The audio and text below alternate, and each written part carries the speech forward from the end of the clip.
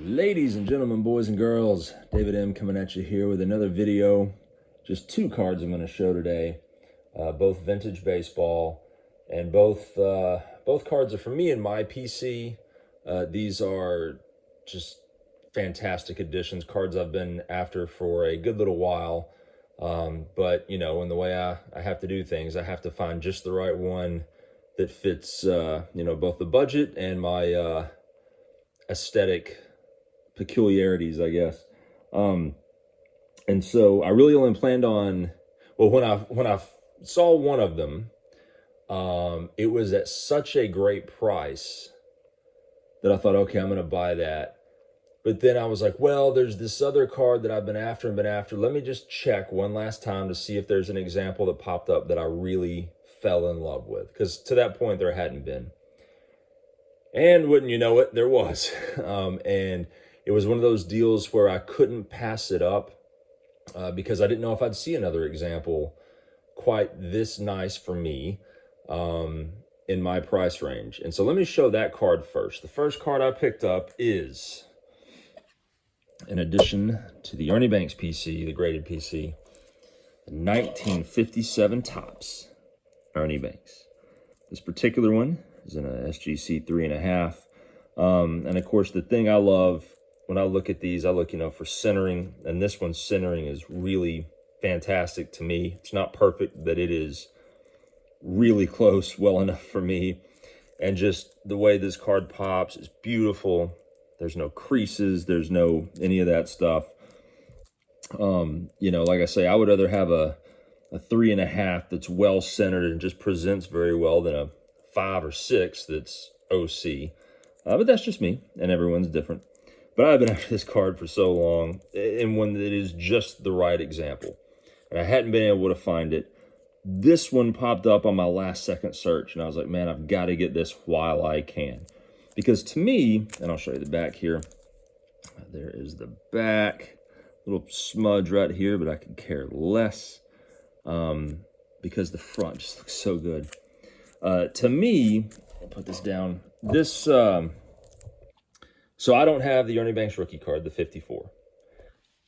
Just from an aesthetic appeal, the 54 is probably my favorite just because I think that's just a fantastic set.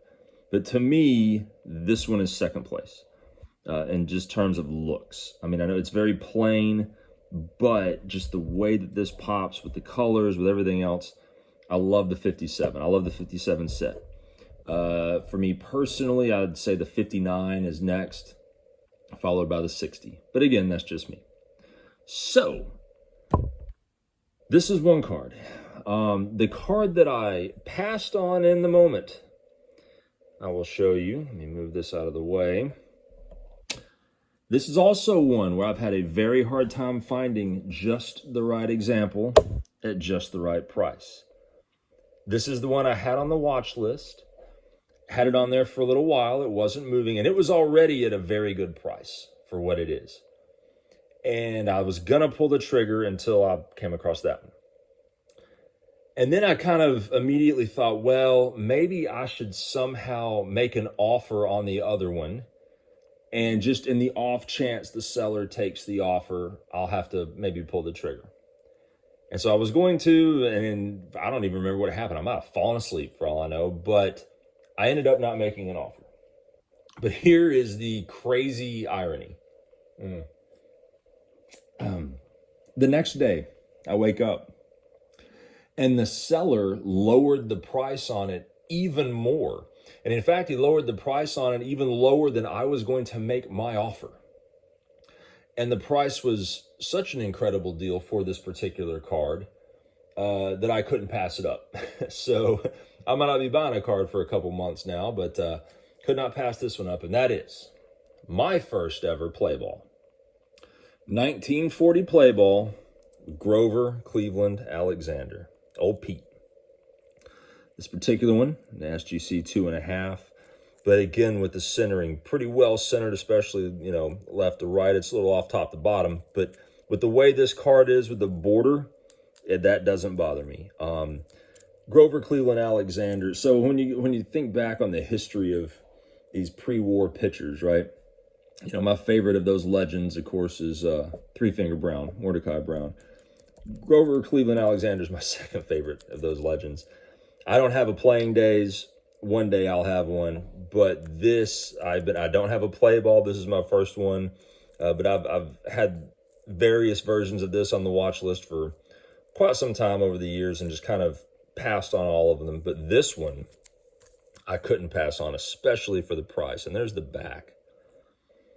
Beautiful card. He was elected to the Hall of Fame in 38. So just 2 years later, this card came out. I love it, love it, love it. Was thrilled to add it. Again, I don't want to talk money or whatever, but the price of this one, and the seller lowered a bunch of prices of a bunch of his stuff, but this was the only thing I was interested in. But, the price was such that, like, I genuinely, there was no way I could pass it up. I had to make it work. So, anyway, those are my two vintage editions that I absolutely love, and kind of how they're intertwined a little bit. I hope everyone is doing well. I'm filming this on the Saturday right before the real opening day, not the Padres-Dodgers one from last week, but I don't know when I'll air this. Probably in the next couple days. But everyone, and of course I've taken opening day off and the next day. It's just going to be a baseball watching weekend.